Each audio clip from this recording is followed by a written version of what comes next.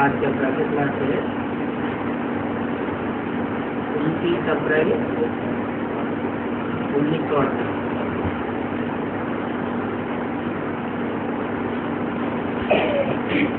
पतित पावन ज्ञान सागर शिव भगवान वाले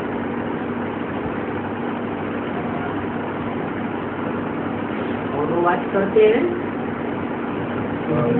पतितों को पावन बनाने वाला ज्ञान का सागर है। वो बताते हैं, बच्चे जानते हैं, सत्युग है पावन राम राज्य और कलयुग है पतित रावण राज्य। तो गोया सभी आसुरी रावण संप्रदाय हो गए। ऐसे भी हैं आसुरी संप्रदाय और दैवी संप्रदाय।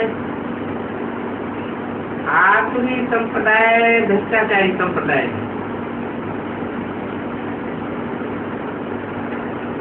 जो भी है सब भ्रष्ट इंद्रियों के आचरण करने वाले हैं।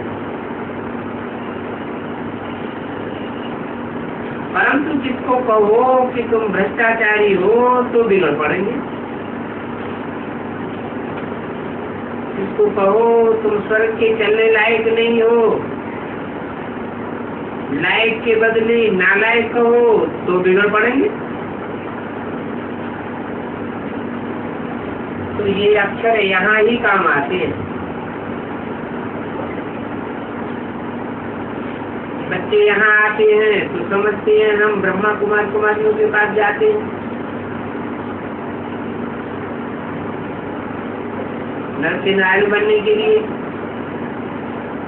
नारी से लक्ष्मी बनने के लिए। अब भक्ति मार्ग में कथाएं तो बहुत सुनी, परंतु तुम अभी सत्यनारायण की कथा प्रैक्टिकल में सुन रहे हो।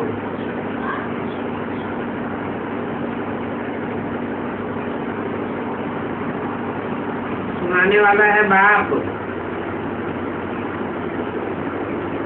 और कथा भी सत्यनारायण की सुनाते हैं।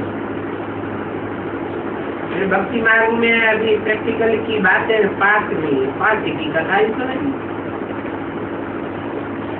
अभी जो कुछ होता है वो सभी कुछ प्रैक्टिकल हो रहा है।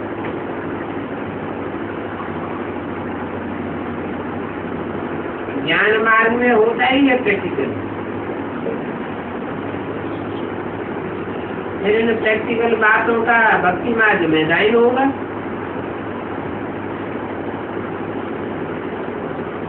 तुम फिर भी पुजारी बन जाओगे। अभी तो तुम पूज्य बन रहे हो। बाप कहते हैं तुम ही पूज्य है, तुम ही पुजारी बनते हो। पूज्य कैसे बनते हो, फिर पुजारी कैसे बनते हो? पूज्य कौन बनाते हैं, पुजारी कौन बनाते हैं, ये तुम जानते हो।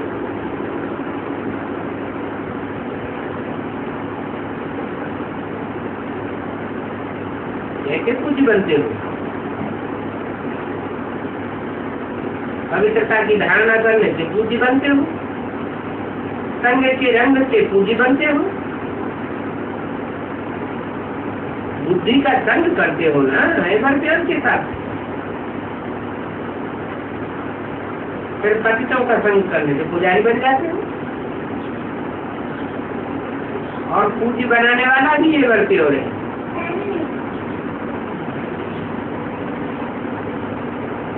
पुजारी कौन बनाते हैं? जरूर कहेंगे ये गुरु लोग। इन बातों को पता ही कहा जाता है। भक्ति मार्ग में तो मनुष्य कुछ भी समझते नहीं है, इसलिए उनको कहा जाता है पत्थर बुद्धि, आसुरी बुद्धि। कौड़ी जैसे भी नहीं, फिर कहा जाता है हीरे जैसा जन्मामूल। वो धन भी तुम्हारा आदि है, तुम हीरे जैसे बन रहे हो, हीरा चमक मारता है ना, तुम भी सारी दुनिया में ज्ञान की चमक मारेंगे। जैसे हीरा अंधेरे में चमक मारता है। 84 जन्मों के बाद कौड़ी वजह से बन जाते हैं। ये लक्ष्मी नारायण भी इस समय कौड़ी जैसे हैं।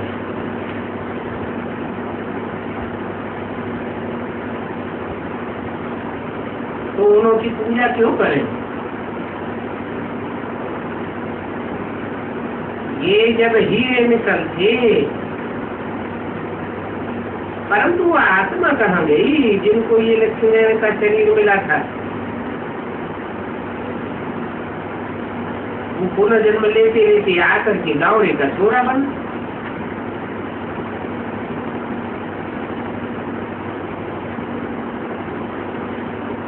कहाँ हुआ विश्व का मालिक और कहाँ फिर गावड़े का छोरा?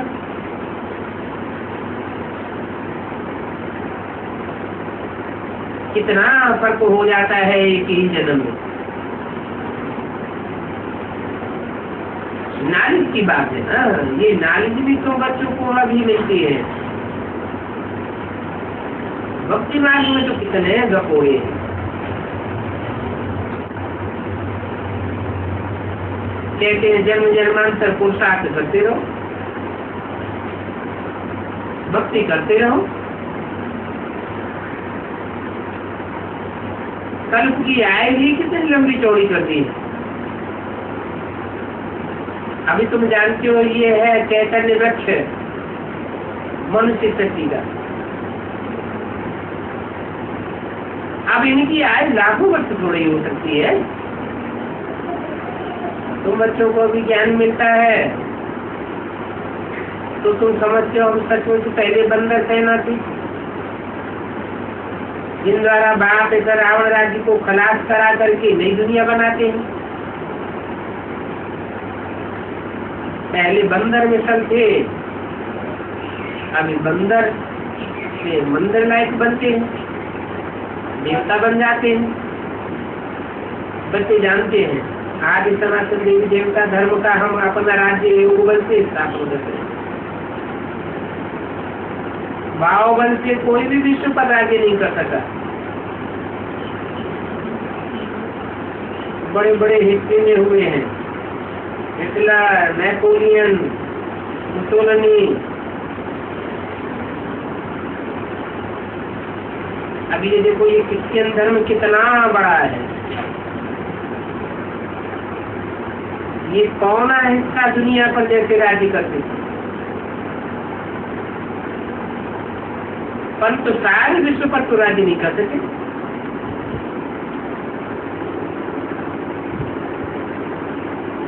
ऐसे भी कह सकते हैं कि भिन्न भिन्न भाई लोग बाहुबल से अथवा लड़ाई के बल से राज्य करते थे। अफ्रीका, चीन, जापान, हिंदुस्तान में जैसे कि इनका ही राज्य था, परंतु कोई भी बाहुबल वाले विश्व पर तो राज्य नहीं कर सके ना। अभी तुम योग बल से सारी विश्व का राज्य पाते हो। तुम जब थे तो और कोई धर्म नहीं था, सारी दुनिया पर तुम्हारा ही राज्य था। ये 5000 वर्ष की बात है और ये हिस्ट्री बाप ही आकर के बतलाते हैं और कोई को तो पता भी नहीं है। बाप कहते हैं मैं तुमको राजभाग दे करके गया, तुम सारा ही खर्च कर दिया, भिखारी बन गए, परंतु तुमको लज्जा भी नहीं आती है, कीड़े पड़ जाते हो। इन बातों को समझते भी वो हैं जो भारत विश्व के मालिक थे। अब तो कंगाल हो गए, भीख मांगते रहते, भीख मांगने में लज्जा भी नहीं आती। भारत जो 100% सॉल्वेंट था वो अभी 100% इनसॉल्वेंट बन पड़ा है, कंगाल बन पड़ा है। अनाज भी इन्हों को सारा बाहर से मिलता है।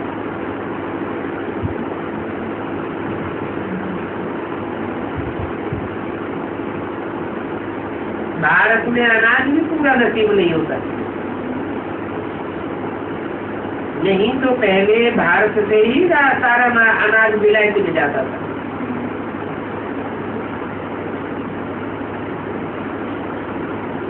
बहुत अनाज होता था। अभी वो विदेशी रिटर्न में सर्विस कर रहे हैं। इतना अनाज बाहर से आता है, ढेर अनाज मंगाते रहते हैं। अब ये तो भारतवासी घटता मारते रहते हैं कि यहाँ बहुत अनाज हो जाएगा। अब तुम तो जानते हो कि अकाल तो पड़ना ही है, कुदरती आपदाएं जरूर आनी है। तुम बच्चों को रहने के लिए तो नई पवित्र दुनिया ही चाहिए। अभी तुम इसके लिए पुरुषार्थ कर रहे हो। ये सभी रचयिता और रचना का नाले जो बात ही बतलाते, आगे तुम नहीं जानते। तुम क्या कोई भी चरित्र आए नहीं जानते?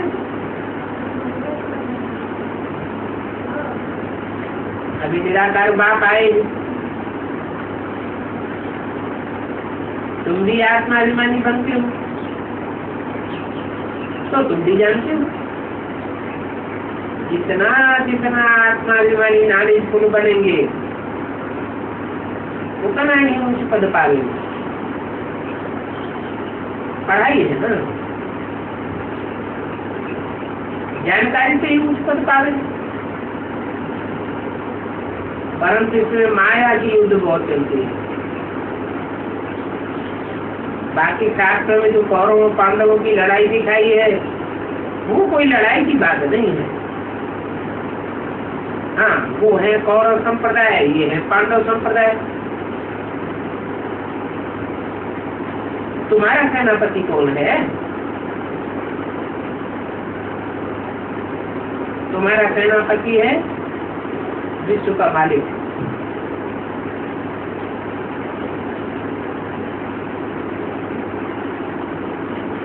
वास्तव में वो विश्व का मालिक बनते नहीं है, बेताज बादशाह है। तुमको विश्व का मालिक बनाते हैं। अभी तुम्हारी दृष्टि में, तुम्हारी बुद्धि में सृष्टि का सारा चक्र फिरता रहता है। इसलिए तुम्हारा नाम ही रखा है स्वतंत्र चक्रधारी।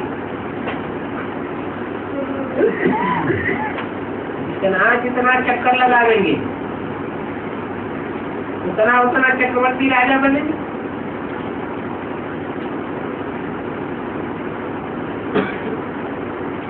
ब्रह्मा मुखवंशावली सर्वोत्तम ब्राह्मण और भूषण देवताओं से भी तुम्हारा कुल बहुत ऊंचा है। 29 अप्रैल 68 की वाणी का दूसरा दिन। तुम्हारी चोटी बहुत ऊंची है। यादगार में विराट रूप बनाया है, परंतु उसमें चोटी को उड़ाई दी है।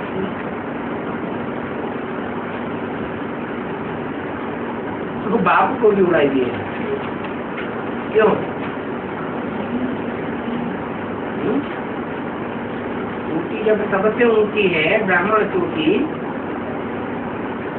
और चोटी में शिवलिंग भी बनाए देते हैं। जो भक्ति मार्ग में जो विराट का चित्र बनाते हैं उसमें चोटी ब्राह्मणों को और शिव को क्यों उड़ाई दिया? ब्राह्मण देवताओं को रखा है, ब्राह्मणों को उड़ाई दिया। क्या कारण हुआ? क्योंकि ब्राह्मणों की अवस्था नीचे ऊपर होती रहती है तो उनको हटाइए।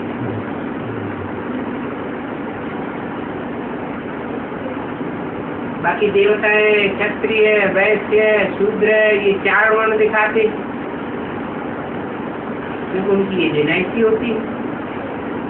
ब्राह्मणों की डेनाइटी नहीं होती है। और ये ब्राह्मण कुल तो बहुत छोटा कुल है।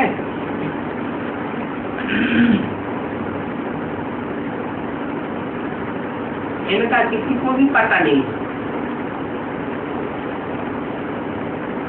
कौन सा ब्राह्मण कुल बहुत छोटा है?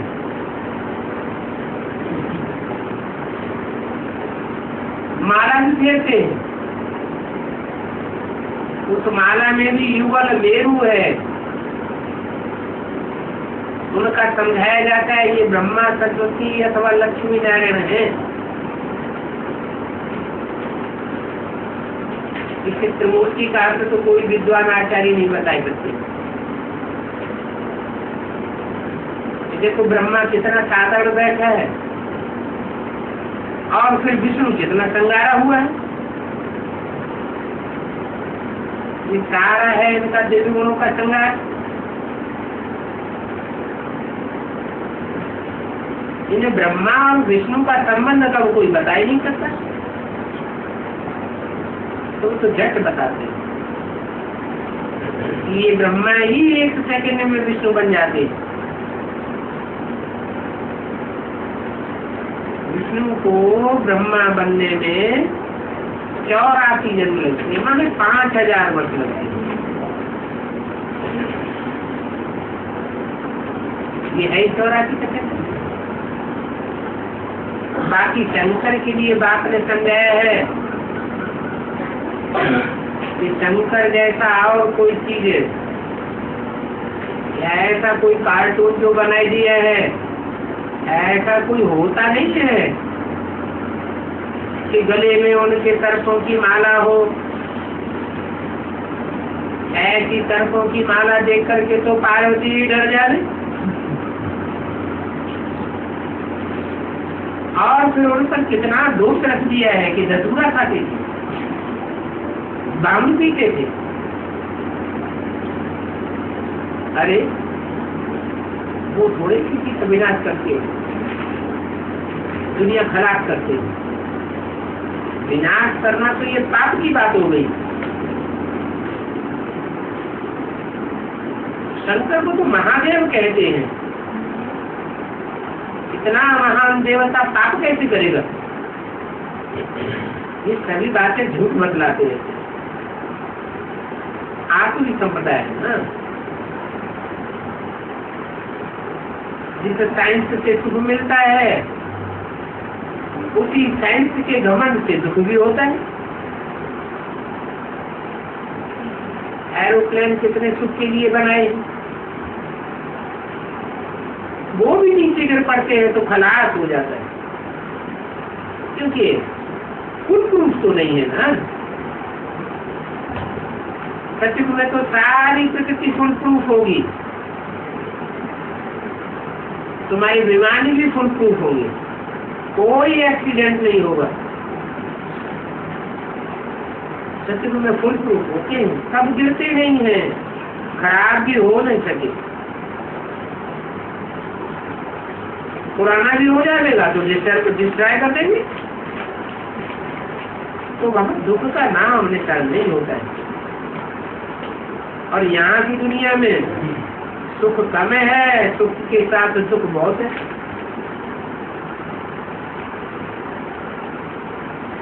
बाप तो तुमको कोई भी तकलीफ नहीं देते।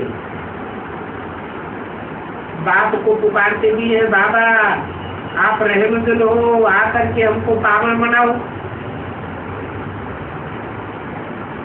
ऐसे नहीं कहते हैं कि आकर के हमको ज्ञान सुना के चले जाओ।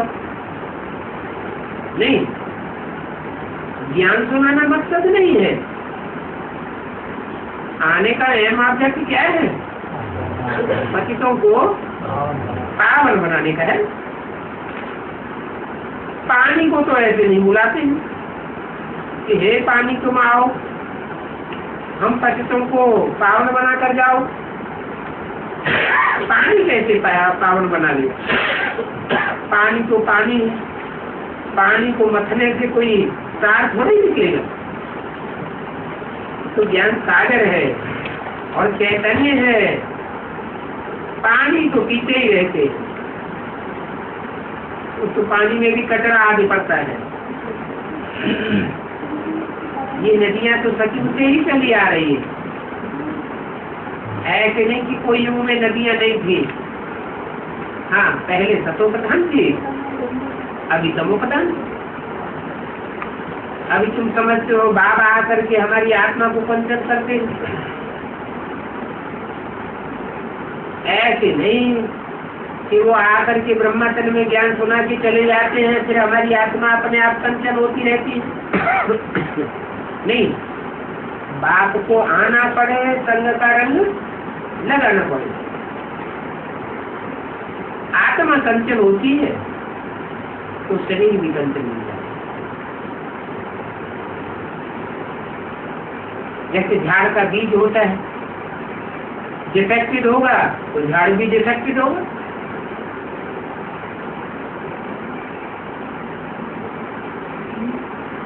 झाड़ में खाद पड़ती है, ऐसे तुम्हारी आत्मा में भी खाद पड़ती है।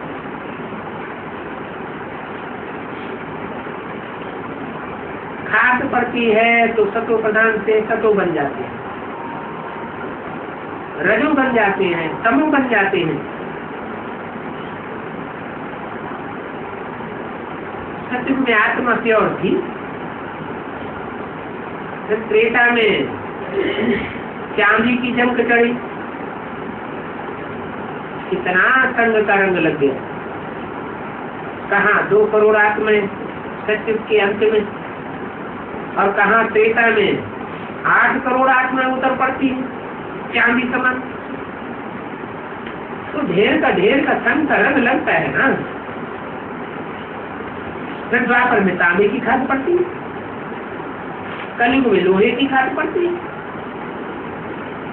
लोहे समान ढेर की ढेर आत्माएं परमधाम से उतर पड़ती है। अब बाप तो है प्योर चकमक, उसमें तो कब जंक लगे ही नहीं सकता। चकमक में जंक लगता है क्या?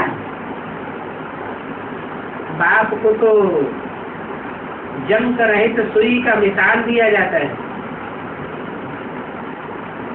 जैसे चकमक सुई को खींच लेती है, ऐसे ही बाप भी बिना आत्मा रूपी सुइयों की जंक उतरती जाती है, उन सुइयों को खींच लेता है। अभी तुम ट्रांसफर होते हो ना, बेसिक नॉलेज से एडवांस में ट्रांसफर होते हो ना, तो आत्मा रूपी सुई की कट उतर जाती है, बेसिकली कट उतरती है तो बाप खींच लेते हैं। फिर बाप से डायरेक्ट पढ़ाई पढ़ते हो। तो देखो आत्मा इतनी छोटी बिजली है, इस आत्मा को भी जानना चाहिए ना। आत्मा में 84 जन्मों का पार्ट है। पहले तो हर आत्मा अपनी आत्मा के बारे में जाने, क्योंकि आत्मा में 84 जन्मों का अविनाशी पार्ट है। आत्मा भी अविनाशी है और उसका पार्ट भी अविनाशी है। ये वंडरफुल बात है। सबसे बड़ी कुदरत ये आत्मा की है, चीज है, सब तो कुदरत कहते हैं। तो सबसे ज्यादा कुदरती है आत्मा, और है बहुत छोटी। कहते भी हैं प्रकृति के बीच में चमकता है जब सितारा। सितारे की यादगार क्या है?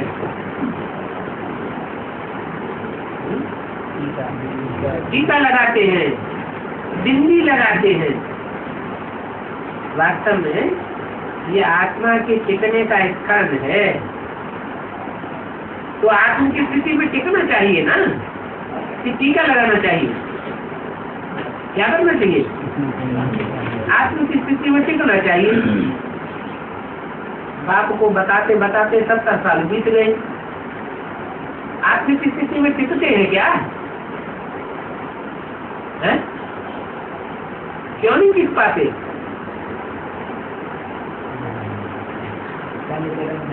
हैं? रंग में आ जाते हैं, संत के रंग में आते ही रहेंगे।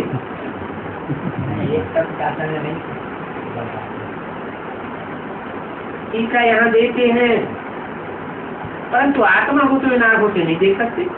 टीका को तो इन आंखों से देखा जाता है। इतनी छोटी आत्मा में 84 जन्मों का पार, ये वंडरफुल बात है ना। सिवाय बाप के तो वंडरफुल बात को और कोई समझा ही नहीं सकता। बाप कहते हैं मैं तुम्हारी आत्मा के अनेक जन्मों को जानता हूँ, तुम नहीं जानते हो। ये आत्मा रूपी रिकॉर्ड इतना छोटा है जिसको कोई पढ़ ही नहीं सकता। तुम समझा लेंगे तो कह देंगे ये तो तुम्हारी कल्पना है। अच्छा, आत्मा का रूप कल्पना है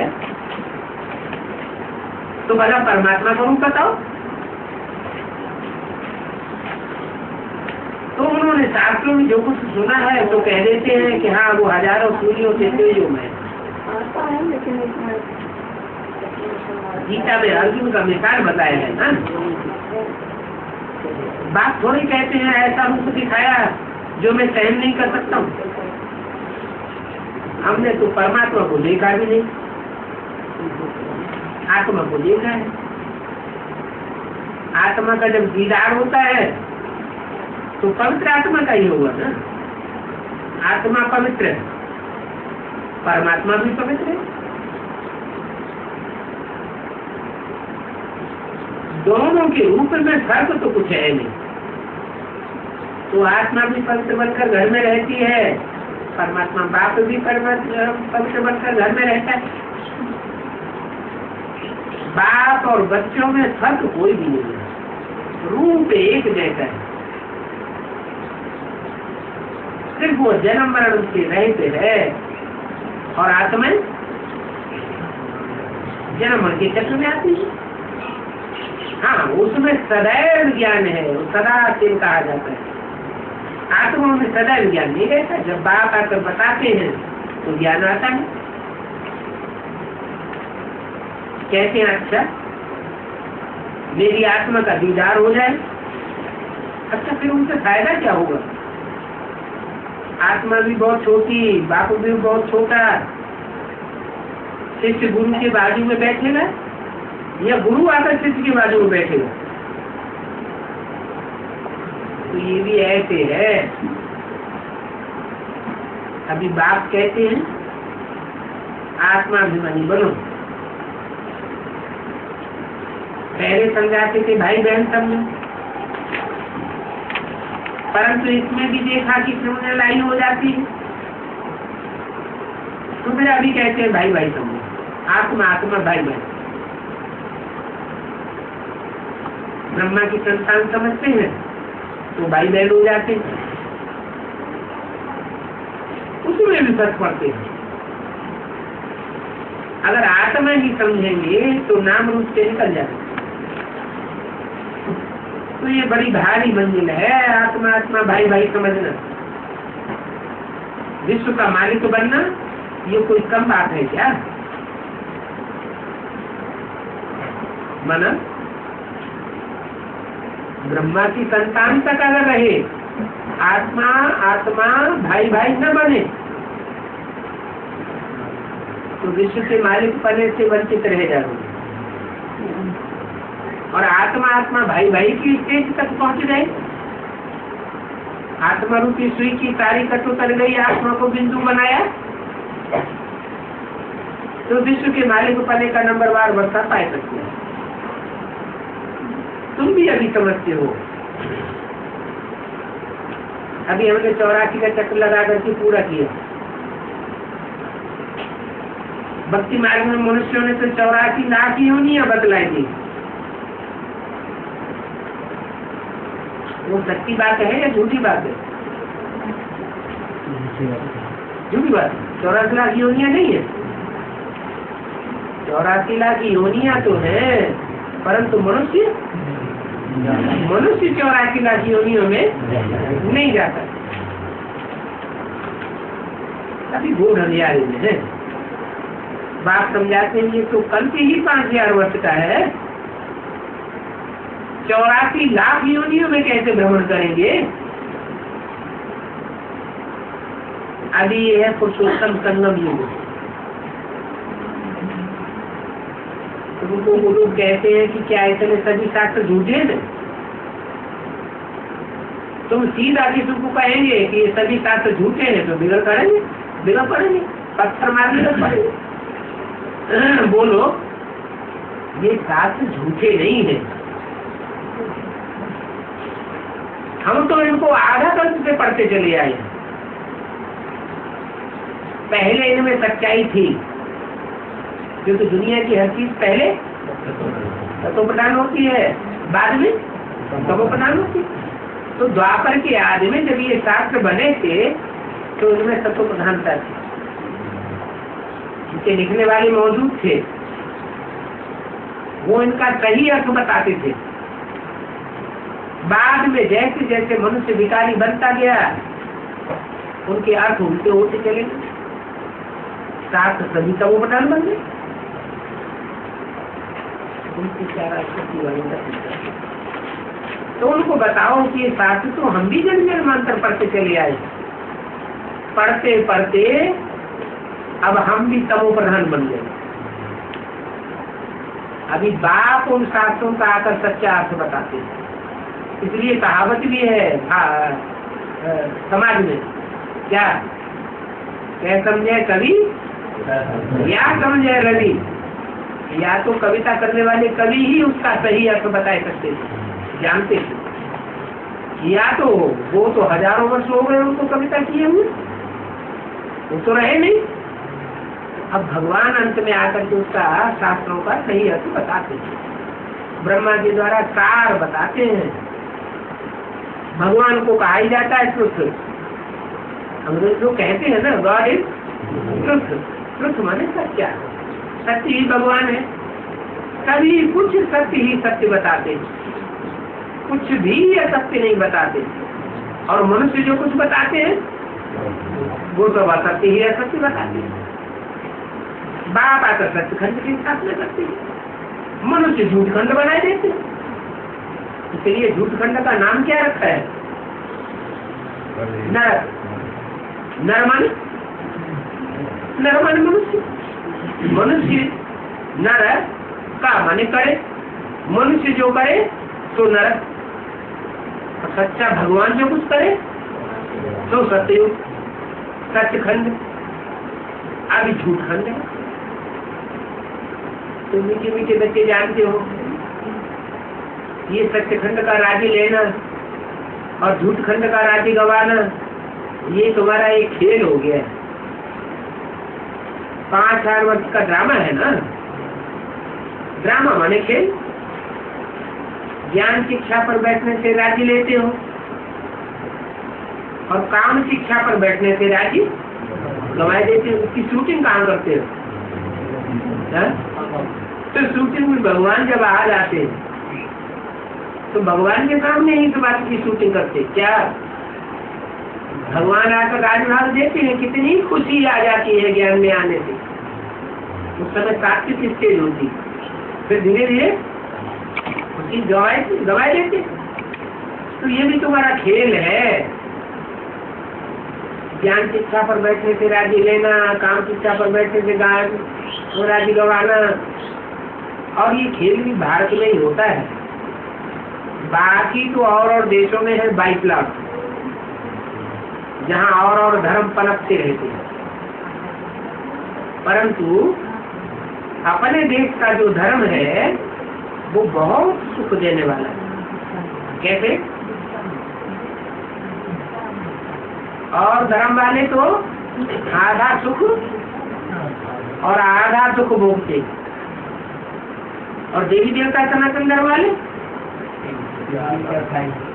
पौना हिस्सा सुख और 1/4 दुख बोलते हैं। जब कलयुग शुरू होता है तब ही दुखी होते, जबकि व्यभिचारी बनते। और धर्म तो पहले से ही व्यभिचारी। इब्राहिम आया, आते ही आंखों का, इंद्रियों का व्यभिचार शुरू कर देते। क्रिश्चियन धर्म वाले पहले से ही व्यभिचारी। भारतवासी देवी देवताएं थे जो अव्यभिचारी, उनमें अव्यभिचारी के संस्कार रहते हैं, अंत तक नंबरवार पुरुषार्थ अनुसार रहते हैं।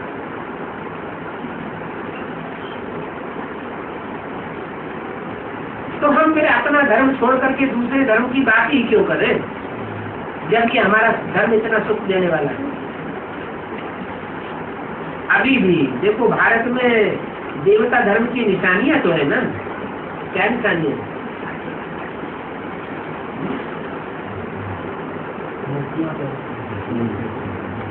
अरे देवताओं के मंदिरों में चित्र है ना, मूर्तियां बनी हुई है ना, बनियन भी साथ दिया जाता है। ये तो और सभी धर्म हमारे आज सनातन देवी देवता धर्म की ब्रांचेज है। असली धर्म तो हमारा है। ये बड़ के झाड़ का भी देखो कितना बंदर है। ये बड़ का झाड़ बहुत बड़ा होता है, इसलिए इसका नाम भी क्या पड़ा है, बड़ का झाड़। हमारा आज सनातन देवी देवता धर्म जो फाउंडेशन है वो अभी है नहीं। क्यों नहीं है? आज सनातन देवी देवता धर्म का फाउंडेशन कहाँ चला गया, कैसे लोप हो गया, कारण क्या हुआ? अरे भगवान चला गया, संगम युग में था, संगम युग में आकर के उसने फाउंडेशन डाला, काहे के द्वारा? ज्ञान जल के द्वारा। वो ज्ञान जल का फाउंडेशन खलास हो जाता है। जैसे ही पेड़ ऊपर आया, ज्ञान जल का फाउंडेशन खलास हो गया। तो ये देवी देवता सनातन धर्म प्रायः लोप हो जाता है। प्रायः लोप होने का मतलब जहाँ जहाँ जड़ें नीचे हैं, पानी थोड़ा बहुत मिल रहा है, जड़ों में नमी मिल रही है, तो फाउंडेशन है। और ऊपर आने पर जड़ें खलास हो गई, तो फाउंडेशन जैसे खत्म हो गया। और धर्म आ जाते हैं और देवी देवता सनातन धर्म खलास हो जाता है। तो बाकी सभी धर्म करें। बाप कहते हैं मैं आता हूँ आज सनातन देवी देवता धर्म की स्थापना करें। अब देवी देवता सनातन धर्म का स्वरूप क्यों नहीं रहा?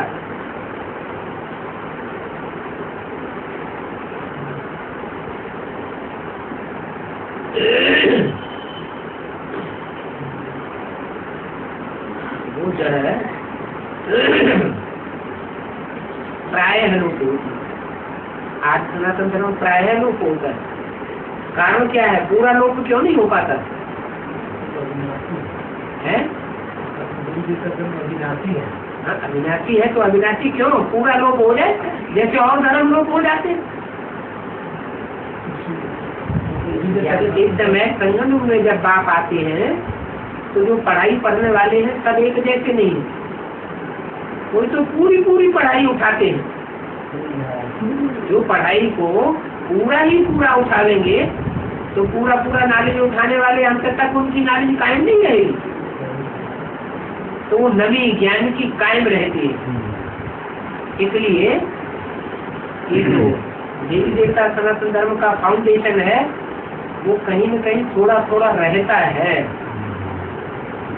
जो अष्ट देवताएं हैं उनमें तो वो फाउंडेशन जरूर रहता ही है, फिर और सभी खलास हो जाते, वहाँ भक्ति का नाम नहीं रहे। बात कहते हैं सबसे जाती भक्ति भी मैंने की है और तुम बच्चों ने की है। ये कौन बोला है? बाप कहते हैं सबसे जाती भक्ति भी मैंने और तुम बच्चों ने की है। ये मैंने किसने बोला?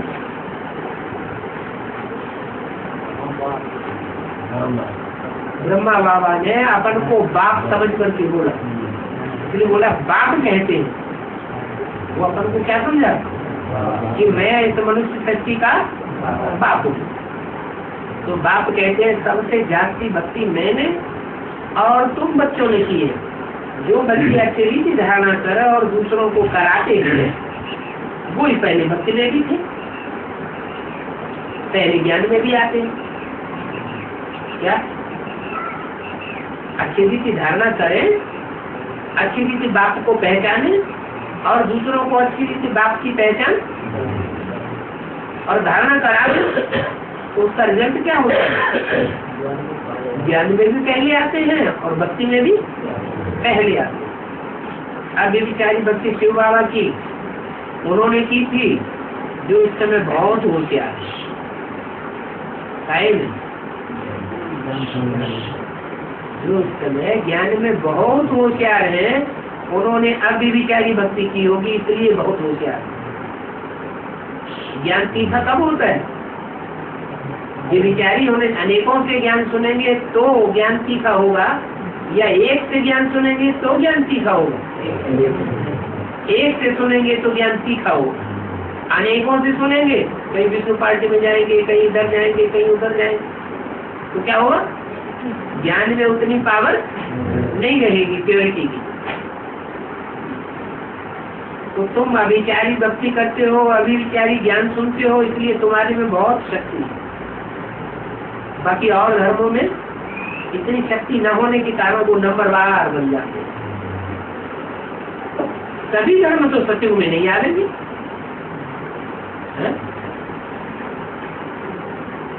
कब आवेंगे सत्युग में? क्या कौन आवेंगे? जो अव्यभिचारी ज्ञान उठावेंगे वही बोल सत्युग में आवेंगे। बाकी चंद्रवंशी है, अभी विचार ज्ञान उठाते हैं,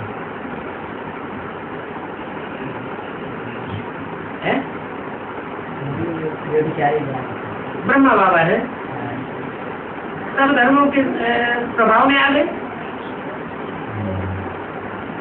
यज्ञ के आदि से ही ब्रह्मा बाबा सब धर्मों के प्रभाव में आ गए। सब धर्मों के ऊपर उनकी गोद में अपना कब्जा जमाया। तो जो ऊंचे से ऊंचा संगम युग का शरण सुख है, वो उनको अपने शरीर से भोगने में नहीं आता है। तो सभी सत्युग में नहीं आएंगे। जो पीछे आने वाले हैं वो अभी भी आते रहते हैं, पीछे आते रहते हैं। वो स्वर्ग में नहीं जा सकते। और जो स्वर्ग का लक्ष्य बाबा देते हैं वो सत्युग के पहले जन्म का लक्ष्य देते हैं, या उससे भी ऊंचा ऊंचा कोई सुख है? कौन सा? संगम का जो स्वर्ण संगम युग में डायरेक्ट इसी जन्म में मिलता है, जैसे पढ़ाई के उपलक्ष्य में, वो अभी का सुख है जो डायरेक्ट बाप से डायरेक्ट बाप। सत्युग में जो जन्म मिलेंगे उनको डायरेक्ट बाप से वो सुख का वर्षा नहीं मिलेगा। तो ये भी बड़ा हिसाब किताब है, और ये बड़ा हिसाब किताब भी तुम्हारी बुद्धि में बैठता है और कोई की बुद्धि में नहीं बैठता। ये हिसाब किताब की बातें तुम अभी सुनते हो, और तो एक कान से सुनते हैं, दूसरे कान से निकाल देते हैं। तुम भी घर में गए, धंधे आदमी में सभी भूल जाते, तुम्हारी झोली खाली हो जाती। यहाँ से बाहर गए और खलास। ठीक है, तो सभी को एक जैसा पढ़ाते हैं। हाँ, फिर अंतर क्यों पड़ जाता है? पढ़ाई पढ़ते समय कोई योग युक्त नहीं है, मान कोई सो रहा है या कोई की बुद्धि इधर उधर चली गई, बाल बच्चों में फंस गई, तो पढ़ाई का पॉइंट मिस हो जाएगा ना। तो कोई योग युक्त नहीं है तो झोली में ठहरता नहीं है। झोली में छेद, कौन सी झोली है? बुद्ध रूपी झोली में छेद हो जाता है तो निकल जाता है, बह जाता है। बाप तो सभी की झोली एक जैसी भरते, लेकिन ध्यान न देने के कारण, अटेंशन न देने के कारण झोली बह जाती है। इससे पढ़ाते तो एक रखते, फिर कोई फेल होते हैं, फेल होने वाले भी होते हैं, और कोई पास ही नहीं, स्कॉलरशिप ले लेते हैं। तो कोशिश करके ऐसी पढ़ाई पढ़ना चाहिए जो स्कॉलरशिप मिल जाए। तुम कहते भी हो हम आए ही है नर से नारायण बनने, नारी से लक्ष्मी बनने। बाप सत्यनारायण की कथा, सच्ची सच्ची कथा सुनाते हैं, और कृष्ण जन्म में भक्ति मार्ग में जो सत्यनारायण की कथा सुनी है वो तो बकोड़ा, तो नाम मात्र है, नाम दिया है सत्यनारायण की कथा, लेकिन उसमें सत्यनारायण की कथा होती ही नहीं है। अभी सत्यनारायण की सारी राजधानी बन गई, पूरी कथा तुम्हारी समझ में आ जाएगी, पर अब पहले में तक इसमें जरा भी फर्क नहीं पड़ सकता। कहते हैं ये पहाड़ तोड़ तोड़ करके इतने मकान बने, फिर पहाड़ कैसे बन जाएंगे? अरे ये ड्रामा का चक्कर रिपीट होता रहता है, फिर भी वो रिपीट होगा। सोमनाथ का मंदिर भी बनेगा, खानियां फिर भी भरपूर हो जाएंगी। में राज क्या है? हर चीज जो है कि जब विनाश का पेट होता है तो अपने अपने तत्वों में हद तक विलीन हो जाता है। कैसे विलीन हो जाता है? उसका राज क्या है? बड़े बड़े भूकंप आते हैं तो पृथ्वी के अंदर सारा लावा हुआ पड़ा है हमारी गर्मी से, तो सारा एक रस होता रहता है। जैसे मिट्टी में कोई चीज डाली जाती है तो सारा एक रस हो जाता है, ऐसे ही वो कण जो जहाँ का है वो वही पहुंच जाता है।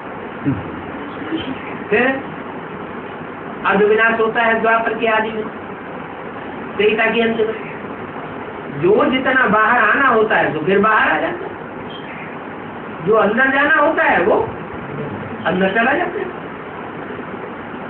तो सचिव आज में ये खानियां फिर भरपूर हो जाएंगी। अभी की ये धरती सारी कलराती है, तो अनाज आज में भी इतना स्वाद नहीं होता है। ये ज्ञान बाप ही आकर के देते हैं। अभी अनाज पैदा करते हैं, कैसे करते हैं? यूरिया, यूरिन से बनता है यूरिया। यूरिन माने गंध, खाद। तो अनाज भी कैसा होता है? थोड़े दिन तक तो कीड़े ही कीड़े, कीड़ों का अनाज खाना पड़ता है, तो स्वाद कहाँ से आएगा? इन बातों का ज्ञान बाप ही आकर के देते हैं। बाकी तो सभी भक्ति ही करते हैं।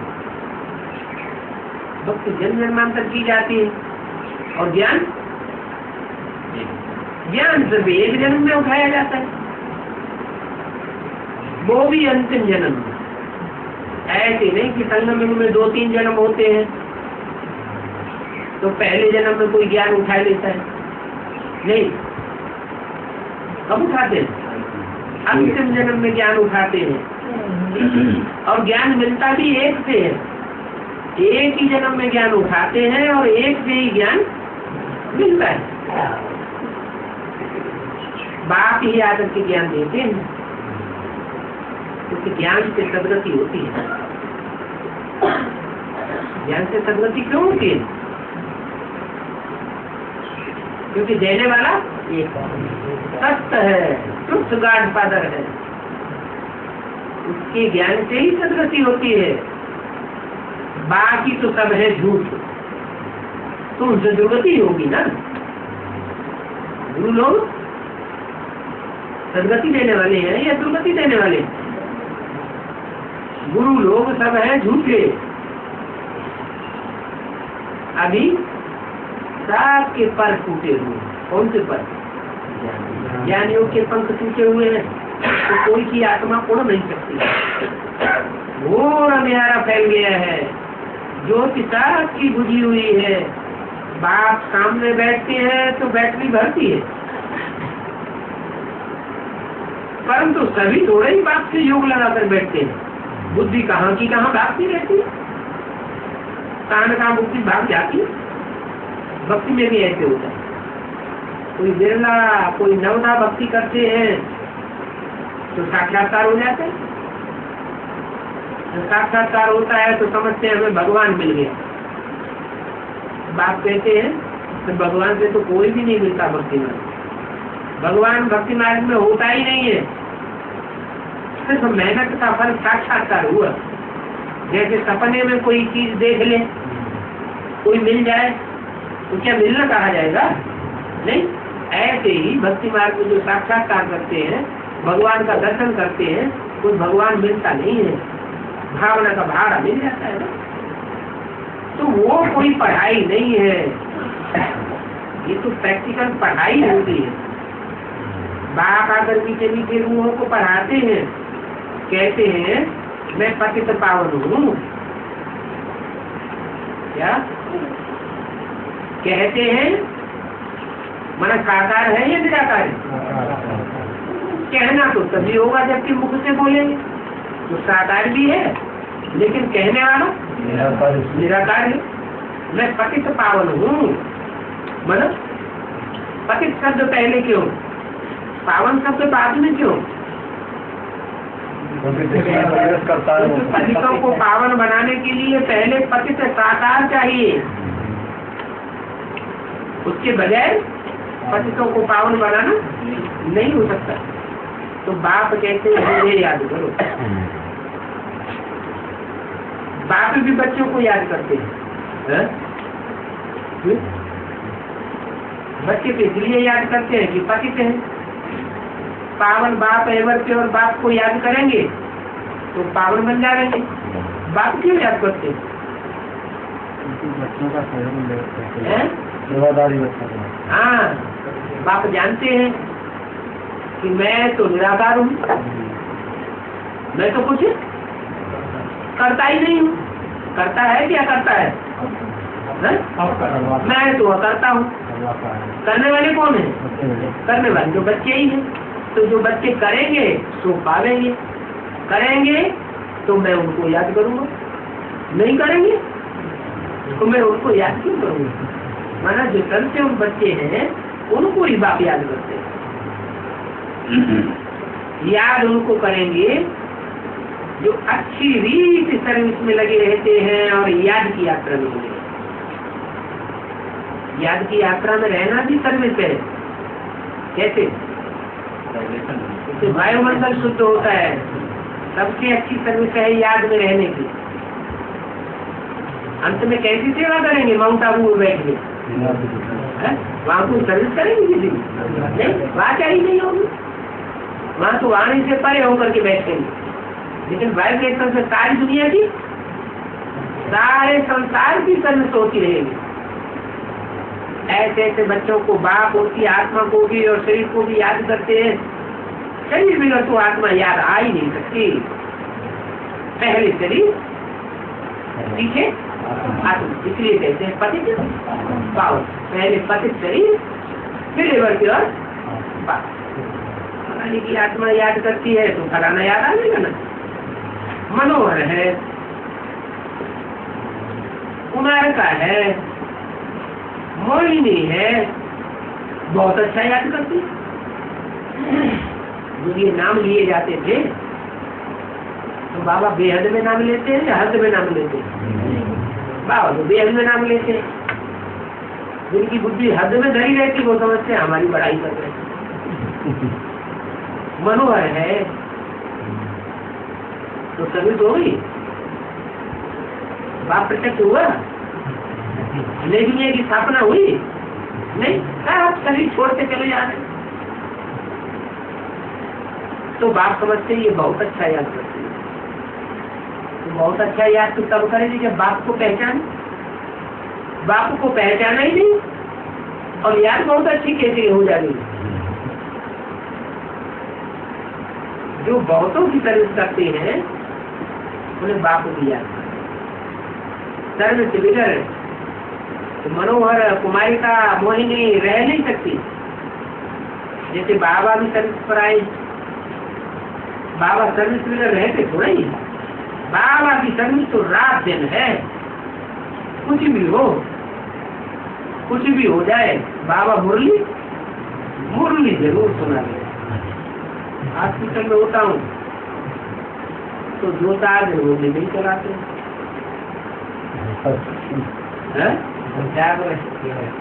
2-4 दिन नहीं चलाते हैं। किसकी बात बोली? ब्रह्मा की बात बोली। कुछ भी हो, बाबा मुरली जरूर सुनाएंगे। हॉस्पिटल में होता हूँ, ये किसने बोला? ब्रह्मा। ये बाबा की बात नहीं, बाबा तो बहुत चला। हाँ, हॉस्पिटल में होता हूँ तो 2-4 दिन नहीं चलाते, फिर लिखता हूँ।